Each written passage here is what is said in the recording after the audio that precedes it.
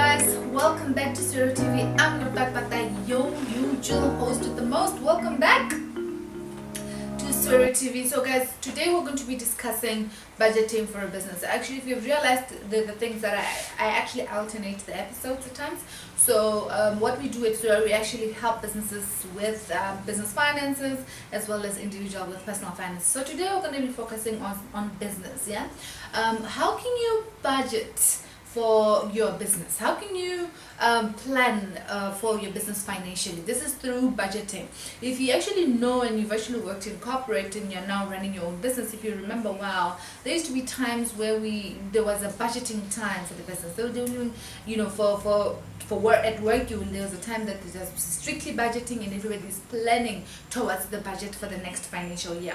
It is very imperative as a small business owner that you do the same, okay? That you also need to budget for your financial year, for the year, and actually align all your income and your expenses well and plan for them so that you know what to expect for the year. And it also just gives you some perspective on what you would like to actually do for the year. You know, when you actually have your strategy sessions, etc., also have your budgeting sessions on how you're actually going to make money this year, or how you're going to plan for your expenses for the year. So basically, what is the budget? Your budget is actually basically your financial focus. So this is basically your planning financially for your business, both income as well as expenses. Where do you start when you want to start budgeting for your business? Where does one start when you want to plan for your business, and what are the benefits of it? First of all, the benefits of you ensuring that you have a budget for your business or your financial focus for the business,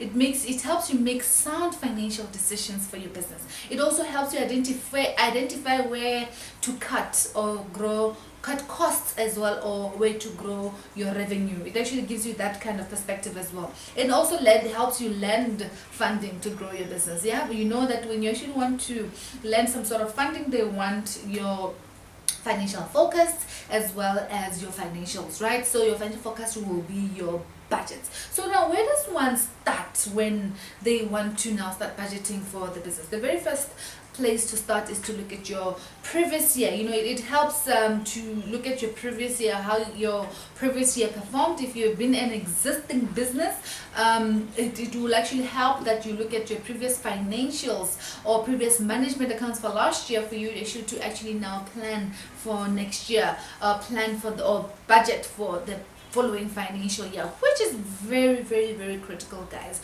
because as the year goes, you need to be able to measure if my income that I've actually planned for, am I actually doing exactly what I'm supposed to be doing? Basically, am I actually meeting the targets that I had actually set? Let's say maybe you had targeted on the first month of 2021, you had targeted that in January I'm going to be making 1.5 million worth of revenue, and you need to be able to, every single month, at the end of the month, you compare your budget against your actuals, what we call your actuals, what you have actually done. And if you haven't met them, why have you not met them?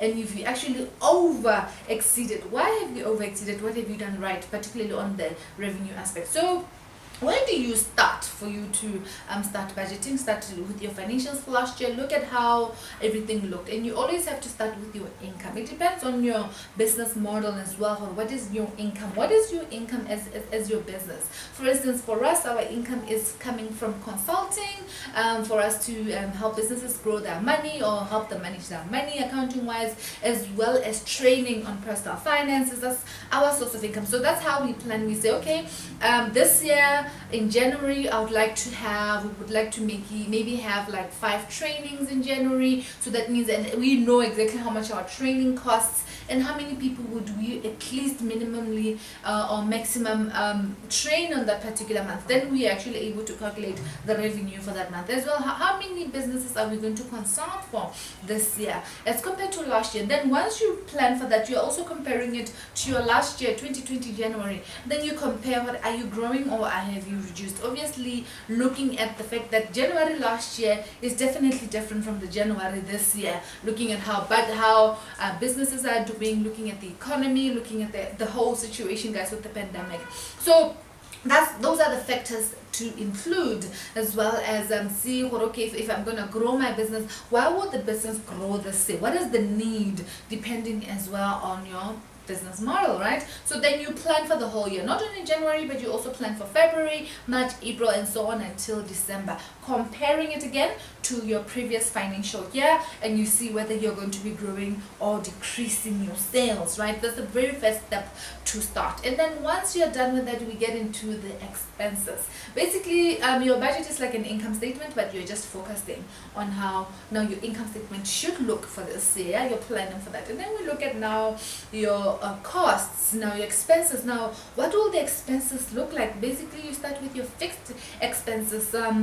Your rental. Is your rental increasing? Maybe your rental remains the same. You've negotiated with your landlord that rental is going to remain the same, and then you are able to say, okay, rental shall be remain the same, or it's going to increase maybe in August. If it's increasing, you need to plan for that increment as well on how you're going to pay for it. Then you are able to actually compare for it. Okay, are we going to be having enough revenue for us to actually pay these fixed costs? There are many other fixed costs, such as your internet as well, salaries. Those are one of your fixed costs as well, unless you're planning on them changing. So those are the things to look at. And as well, you look at your variable costs. What are your variable costs? Your water bill, your stationery bill. Maybe you use stationery differently every single month, so that's not necessarily a fixed cost as well.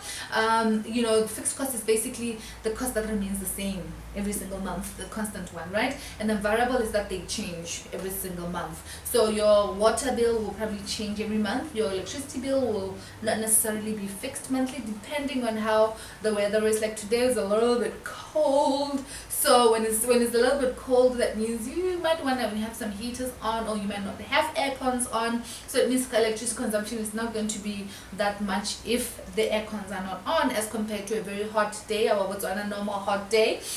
Then the air cons will be on, then electricity consumption will be higher, right? Stationary costs, as well as any other costs that are actually variable. Petrol as well. Maybe you have a driver that has to drive you around and or drop things around. Those will be one of your variable costs. So you're going to be comparing those costs, as well as comparing them to your income statement last year, your financials last year. How are they looking last year in January, in February, and what? Then you are also able to remember when is the time that actually we have very high revenue, or we have very high costs, or when we have very low costs, depending on last year. But obviously last year was a totally different year from 2019, for instance, and there are many factors that could have affected your costs or your revenue last year. So it will help you also plan better for this year, in case last year is exactly the same as this year. Yeah, so it's very, very important. So you just pull it all together and ensure that all this is planned for. It's super, super important that you have this in place. I always just say this to most of my my clients, and I always say, guys, you don't have to remain small. As a small business, you don't have to remain small. The idea is to grow, and for you to grow, you need to do things like a grown business, right? And for you to do things like a grown business means you have to plan for everything. You have to plan for your money. So every year, every financial year, make sure you have your financials done, and make sure you also have your strategy sessions, and make sure you also have your budgets, time that you're actually doing budgets for the business, and you're sitting down with your team and planning your financial year, how your revenue is going to look, how your costs are going to look, how can you minimize your costs throughout the year as well. You guys, every single month, every management account, when they're being delivered to you at the end of the month with your accountant, you need to be able to sit down at the accountant together with your team. Guys, how are we doing? You can sit monthly, you can sit quarterly. Why our revenues dropping, or have they raised? How come we raised them more than